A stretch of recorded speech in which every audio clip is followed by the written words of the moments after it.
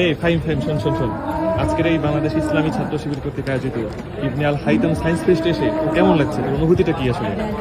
ভাই আমি এক কথায় প্রতারিত হয়েছি ভাই। কেন প্রতারিত হয়েছে ভাই? কারণ বিজ্ঞান মনস্কতা বলতে আমরা কি বুঝি? বিজ্ঞান মনস্কতা আমরা বুঝি হাতি থাকবে, ঘোড়া, পেঁচা, মাটির টেপা পুতুলের বড় বড় প্রদর্শনী।